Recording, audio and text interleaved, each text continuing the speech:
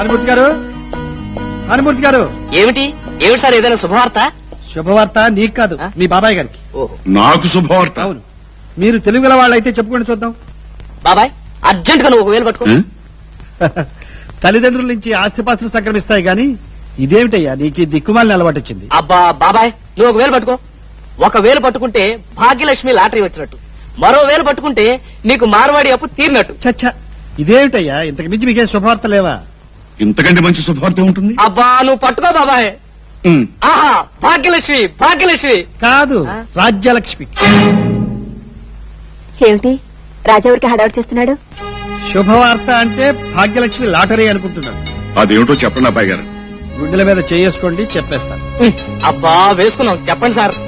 ఇన్ని సంవత్సరాలుగా మీకు దూరంగా పిచ్చాసుపత్రిలో ఉన్న మీ భార్య రాజ్యలక్ష్మి గారు వచ్చారు. అత్తే పిచ్చి హాస్పిటల్ నుంచి వస్తున్నారా? అవును, రేపే డిశ్చార్జ్ చేస్తున్నట్టు ఇదిగో హాస్పిటల్ నుండి లెటర్ వచ్చింది. వాణి చూడు, మీ చిన్నమావయ్య గారి మొహం ఎలా వెలిగిపోతుంది. తమ్ముడు గారు, మీకు ఈ సంతోష సమయంలో ఏదైనా ప్రమాదం జరిగితే బెడ్రూమ్కి వెళ్ళి విశ్రాంతి తీసుకోండి. మావయ్య, నేను వెళ్ళి అత్తయ్యని తీసుకురానా? నో నో, ఈ ఇంటి కల్లుండి నేను వెళ్ళి తీసుకురావాలి. మీరిద్దరు వద్దు, నేను వెళ్ళి తీసుకొస్తాను. ఎందుకన్న గారు, ఇంతకాలానికి కోలుకుని వస్తుంది, నేనే వెళ్ళి తీసుకొస్తాను.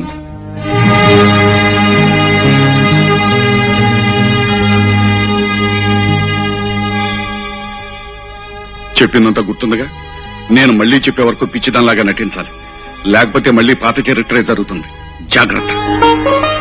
ఓ వాణి, మీ అత్తగారు వచ్చేస్తున్నారు. అరే రా.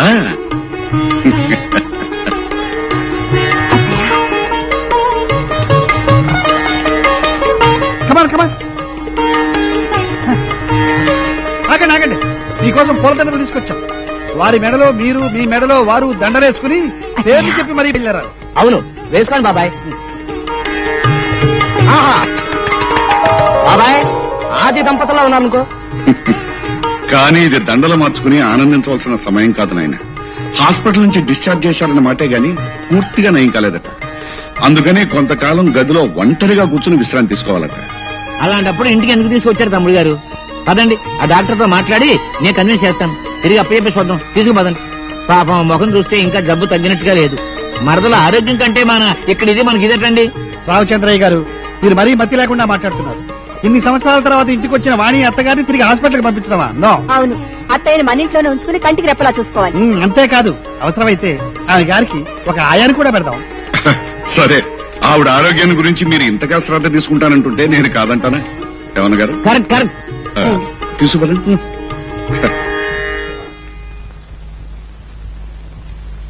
భానుమూర్తి గారు. ఏం బాబు? మన రాజ్యలక్ష్మి గారికి పని మనిషి విషయంలో ఏం ఆలోచించారు? మేమే ఇక్కడ బేవర్స్ గా పడి తింటున్నాం. ఇంకా నా భార్యకి పని మనిషి ఎందుకు బాబు? ఎంత మాట, ఎంత మాట! ఈ మాట మన వాణి వినుంటే నిజంగా ఆత్మహత్య చేసుకుని ఉండేది. బాబు గారు, ఎవరమ్మా నువ్వు? నా పేరు సీతండి.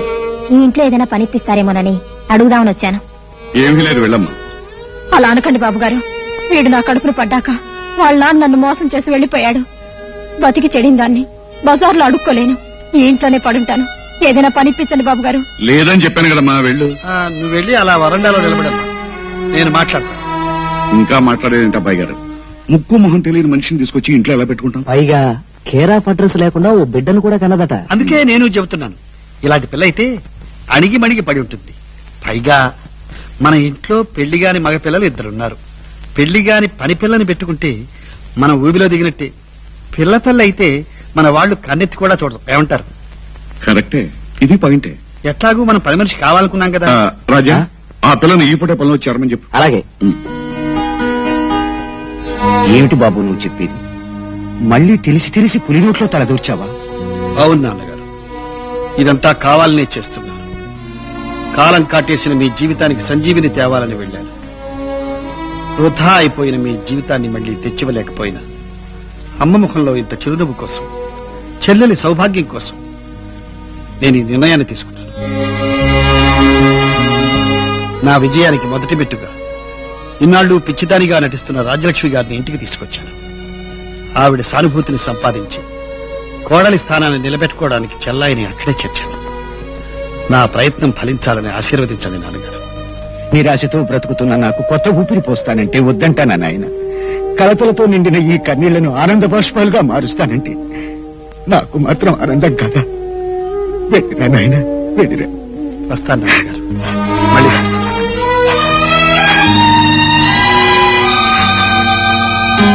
హలో మాస్టారు, ఏమిటి ఒంటరిగా కూర్చున్నారు?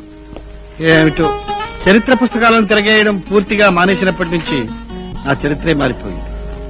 మళ్ళీ వెళ్లి పిల్లలకు పాఠాలు చెబితే బాగుండు అనిపిస్తుంది. కరెక్ట్ మాస్టారు, కాలేజీలో అయితే మంచి మంచి కన్నె పిల్లలు ఉంటారు కదా. కన్నె పిల్లల కోసం అయితే కాలేజీకి వెళ్ళాలేమిటి? సరే గాని నువ్వు 6 రోజులుగా కనిపించడం లేదు. బార్ అండ్ రెస్టారెంట్ ఓపెన్ చేసే కదా, ఆ గొడవలో పడి రావడానికి.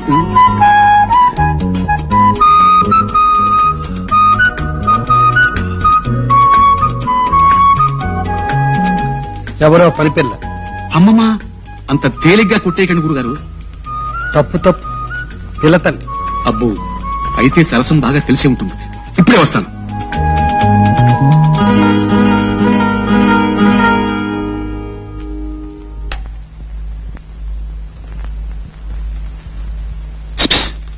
ఏమ్మాయి? సీత,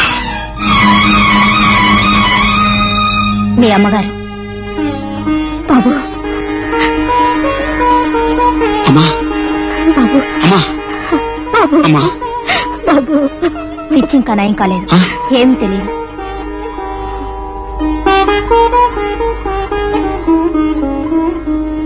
తీసుకోండి.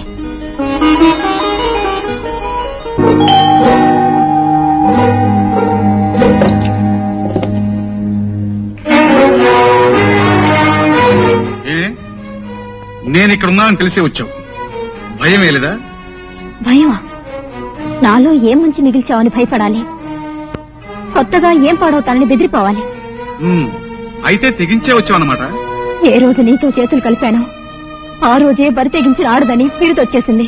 మర్యాదగా తెల్లవారేసరికి ఇక్కడి నుంచి వెళ్ళకపోతే వెళ్ళను. వెళ్లాల్సి వస్తే వల్ల కాటికే వెళ్తాను. అది నువ్వే తీసుకెళ్ళాలి, నీ చేతులతోనే తగలబెట్టాలి. ఎంత పొగరే నీకు? వెళ్ళు.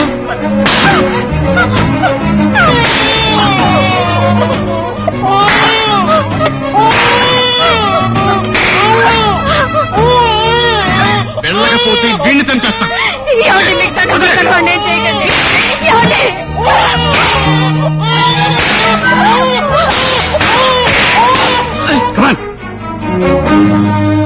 చక్రవర్తి, నా మీద చేసుకుంటావా? అర్మయ్, ఒకవేళ పని మనిషి మీద కోరిక పుట్టిందే అనుకో, ఇదే పద్ధతి? నలుగురికి తెస్తే ఇంకేమైనా ఉందా? సారీ, ఏదో ఉద్రేకంలో. పర్వాలేదు, పెళ్లి కాలేదు కదా, ఏదో కొరతనం. వెళ్ళు.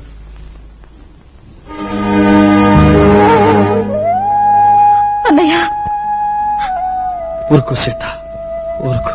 అత్తవారింట్లోనే పని మనిషిగా ఉండలేనన్నయ్య.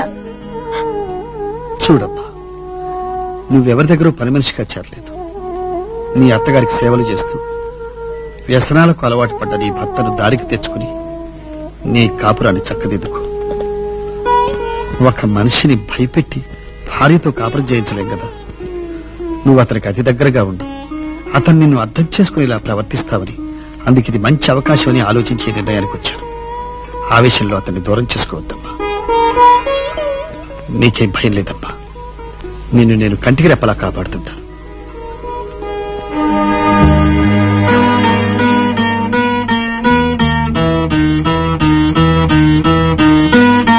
ఏమిటండి, ఏమైంది? ఏం లేదు, కొత్తగా వచ్చింది కదా, ఇంట్లో దయాలున్నాయని భయపడుతుంటేను ధైర్యం చెప్పొచ్చాను. పాపం, భర్త మోసం చేశాడు కదా, కలత మనసుతో అలాగే కలగనుంటుంది. మీరండి.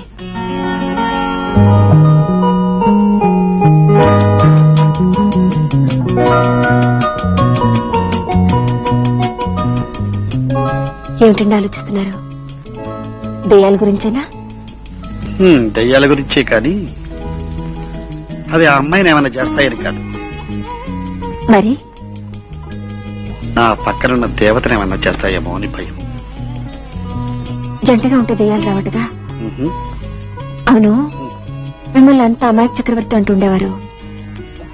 పెళ్ళైన తర్వాత మీలో ఏదో మార్పు వచ్చినట్టుంది. నిజంగానా? నేను ఎప్పుడో చెప్పాగా ఐ ఆమ్ 2 in 1 అని.